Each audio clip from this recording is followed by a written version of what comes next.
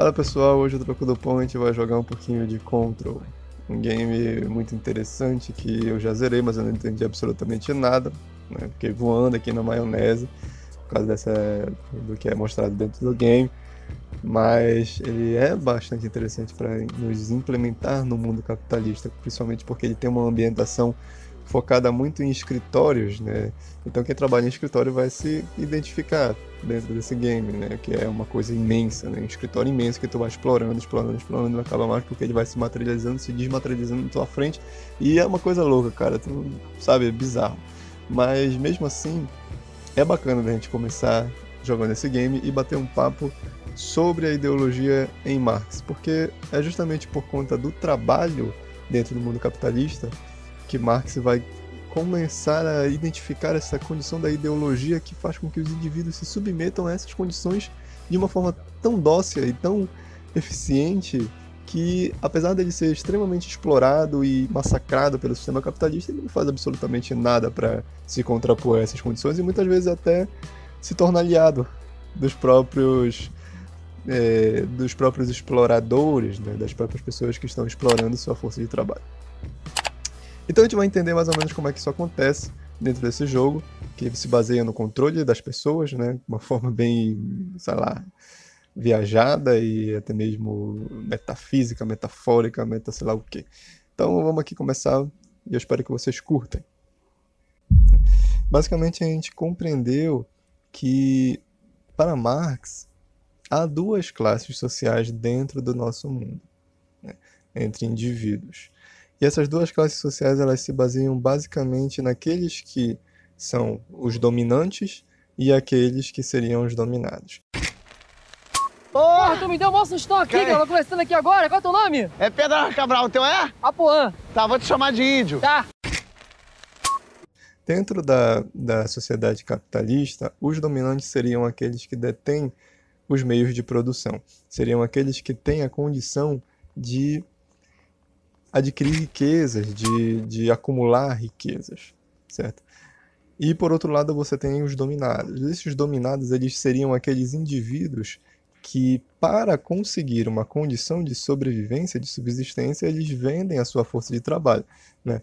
E nisso tudo condiciona uma relação de conflito entre esses dois lados, que apesar de terem visões completamente diferentes, eles têm uma percepção de mundo próxima. E é justamente por esta percepção de mundo que a gente vai se debruçar neste momento, né? Só que antes disso a gente tem que parar para analisar alguns pontos interessantes que Marx deixa para a gente, né? E que no momento que o Marx estava vivo e adquirindo todo esse conteúdo, né, e todo esse conhecimento, era um momento de explosão desse sistema, né, onde ele estava sendo encarado na sociedade de uma forma mais bruta. E é justamente desta forma bruta que Marx recebe essa concepção para poder lapidar e transmitir para a gente de forma a ser compreendido perfeitamente ao ponto da gente não sofrer com essas condições de alienação e ideologias. E é justamente por conta destes elementos ideológicos que a gente vai tratar agora, dessas análises sobre a ideologia dentro do mundo capitalista. Nessa relação, há um conflito entre ambas as classes, certo?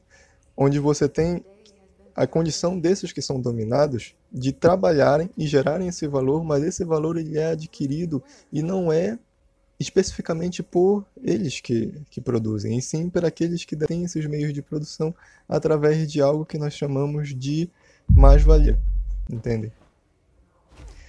E tudo isso foi explicado nos vídeos anteriores e faz vocês perguntarem para mim, como é que mesmo havendo essas condições de trabalho excessivo, excedente, essa produção excedente do valor e gerando todo esse lucro, digamos assim, injusto, né, ao proprietário dos meios de produção, e que esses proprietários de meio de produção eles têm esses meios de produção que também são gerados pelos próprios trabalhadores que produzem. Então, através dessa incoerência, né, através dessa contradição que existe dentro do capitalismo, você percebe que há dentro dessa sociedade é algo que faz com que a gente reflita. Como é que ainda existe essas condições, sabendo que isso está tão claro e evidente dentro da nossa sociedade? Por que será que ainda não existiu essa dita revolução do proletariado, que Marx sempre refere-se nos seus livros? Marx ele afirma que deve haver em algum momento da história essa consciência coletiva da classe dos proletários, de que eles são os verdadeiros detentores dos meios de produção. E é justamente por essas condições que a gente vai começar a perceber que o que Marx dizia faz muito sentido. A ideologia ela se mescla muito à ideia da alienação. A ideologia ela se inicia no processo de alienação. A alienação é o desconhecimento dos processos produtivos, também se dá ao desconhecimento total de determinado assunto, referente à história do seu próprio povo, à sua cultura, ou até mesmo às condições de produção reais do mundo. E quando você tem o desconhecimento intelectual desses processos, você acaba tendo uma facilidade maior de ser dominado. Entende? Vamos refletir da seguinte maneira. Eu expliquei para vocês a situação referente ao processo da história, né, como elemento de produção. Entende? Em todos esses pontos da história, você tem a luta de classes acontecendo. Como é que acontece essa luta de classes? Basicamente assim. A todo momento você tem ali uma luta ideológica entre os dois indivíduos, entre as duas classes, a classe dominante e a classe dominada. Essas duas classes, elas estão em conflito a todo momento justamente porque, enquanto uma quer ter o máximo de benefícios retirados da outra, a outra quer conquistar esses benefícios que também lhes é de direito. Certo? Dentro da sociedade capitalista você tem, enquanto uma quer retirar o máximo de lucro possível, a outra quer retirar o máximo de subsistência possível dentro do seu trabalho, o máximo de remuneração possível pela força de trabalho vendida. Então você tem essa luta de classes, né, que acabam se manifestando por lutas por direitos de trabalho, por lutas de concessões, por lutas de dominação, entende? Então, essa luta de classes, ela muito se condiciona a diversas características referentes a estes processos de busca por aquela produção que está sendo distribuída naquelas relações de sociedade. E isso não é uma coisa apenas aplicada no mundo capitalista. Perceba que essa condição ela é em todas as relações sociais você tem uma dualidade de classes ao longo da história. Mas ela é muito mais evidenciada dentro do mundo capitalista, porque é aqui que você tem essa promessa do capitalismo de que há uma condição de ascensão social sendo deferida pela sua meritocracia, né? Isso aí até mesmo hoje em dia é muito mais aparente dentro da sociedade capitalista atual. O que acontece? É o seguinte, o capitalismo ele nasce numa perspectiva de que antes dele você não havia, né, nas sociedades de ordem, nas sociedades estamentais, você não tinha lá grandes condições de mobilidade social. Já dentro do capitalismo, a promessa é de que isso se rompe completamente. Você tem sim uma condição de mobilidade social muito aparente. Você tem facilidades para haver uma mobilidade social. Você pode muito bem, através do seu esforço, através do seu mérito, você conquistar um espaço de prestígio dentro da sociedade. E nada impede de você fazer isso. E aí o que acontece? O indivíduo ele começa a se desenvolver muito dentro daquele trabalho. Ele se especializa, né, naquele ramo, ele, sei lá, faz cursos, se desenvolve, como estuda, faz vestibular, né, para conseguir um trabalho e ali se destacar de uma maneira insuperável e assim conseguir ascender socialmente, né? E o que o burguês do outro lado, né, o dono das propriedades do outro lado está dizendo? Sim, trabalhe. Quanto mais você se esforçar na sua vida, quanto mais você se esforçar, mais aparente você vai ter essa ascensão social. mais próximo de mim você irá chegar.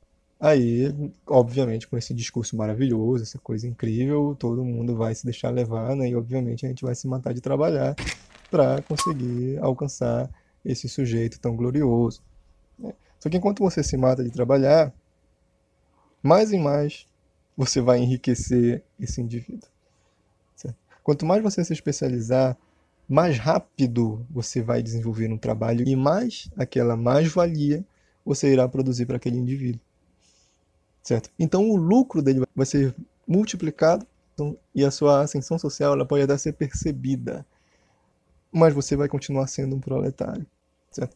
Porque para Marx, por mais que exista outras subdivisões sociais, né, além da burguesia e do proletariado, né? Se você for dividir em classes, você tem lá a classe média, né? Você tem o pequeno burguês, você tem o assalariado em ascensão, você tem esses indivíduos, sim.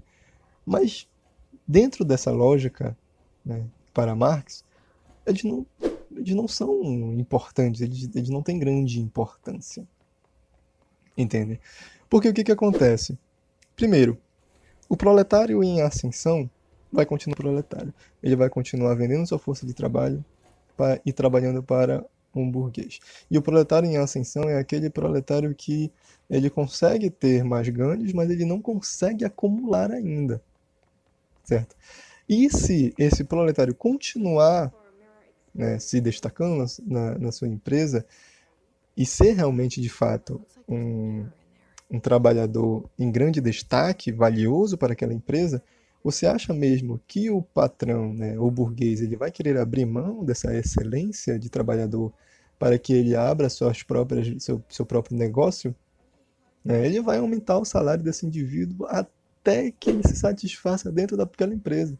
Ele vai elevar ele de cargo até que ele desista de qualquer ideia de largar a empresa, de fundar a sua própria empresa. E se ele realmente vier a fundar a sua própria empresa, através de tudo que ele aprendeu, de tudo que ele conquistou, de todo o trabalho que ele batalhou ao longo da sua vida, se ele vier a fundar a sua empresa, tiver uma ideia assim, sabe, tipo, revolucionária para o mercado de consumo, para o que ele vier a produzir, geralmente uma empresa inicial que se fixa no mercado e começa a se expandir, ela não dura muito tempo, porque ali existe uma grande frente ao polio das grandes corporações e das grandes empresas, certo? Isso é muito mais evidente no capitalismo financeiro. A gente ainda está, o Marx ele ainda está no capitalismo industrial, e mesmo assim ele teve essa noção, essa compreensão de que novas indústrias, novas empresas, novos burgueses não conseguem se manter por muito tempo competindo livremente com esses grandes outros burgueses que existem já bem ativos no mercado. Eles são engolidos por eles. De que maneira? Como, por exemplo, aconteceu com até mesmo aquele Guaraná Jesus, lá, né, o Guaraná Jesus, se eu não me engano, lá do Maranhão, né, que ele tinha muito destaque, as pessoas adoram aquele Guaraná, até hoje em dia ele é referência, né, naquela região, apesar de ser horrível, mas ele é, para eles gostam, né, acham muito bom e tal.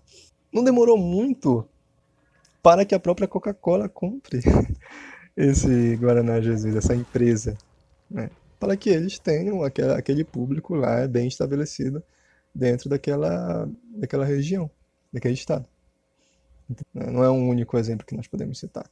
A própria Google tem inúmeras empresas que tiveram destaque em certo momento e acabou entrando dentro das corporações da Google, né? O próprio Facebook, ele tem hoje em dia incluído nele o WhatsApp e tantas outras empresas, né? Hoje em dia é o TikTok, né? Daqui a pouco o TikTok vai ser comprado por uma dessas grandes corporações ou, né, ser engolido de alguma maneira por elas. Então existe esse monopólio que ele acontece, né? E quanto mais o tempo passa, mais isso fica aparente dentro do mercado financeiro que temos hoje em dia. Porque é através desse processo de globalização, né, que a gente vai explicar em outro vídeo, isso fica cada vez mais aparente. E essa grande desigualdade que existe entre esses indivíduos no mundo começa a se tornar algo impossível de se superar, né? E é basicamente para isso que o caminho do capitalismo vai se engajando. Você não tem ali, você não tem dentro dessa realidade capitalista uma condição honesta, né, de competição. Você não tem uma condição igualitária de competição dentro dessas condições do mundo capitalista. Você acaba tendo, na verdade, cada vez mais um balanceamento inefetivo dentro dessas novas condições de mercado que vêm surgindo. Então era para isso que o Marx fala, né? Ah, mas tá, beleza, mas onde é que a ideologia cabe nisso tudo? Simples. E isso nós vamos descobrir no próximo episódio. Ah, mas professor, eu não acredito que agora que eu comecei a prestar atenção, você vai parar o vídeo. Não. Calma, né? Reveja o vídeo e espere quando chegar a próxima parte a gente vai entender de uma forma muito mais específica como é que a ideologia trabalha essas condições para a dominação e o controle dessas pessoas. Então, eu vejo vocês no próximo vídeo. Não esqueçam de dar like no vídeo, não esqueçam de compartilhar para ajudar a gente aqui, né? E eu espero que vocês estejam gostando dessa nossa série sobre Marx, né? Forte abraço aí para todo mundo, se cuidem e até mais.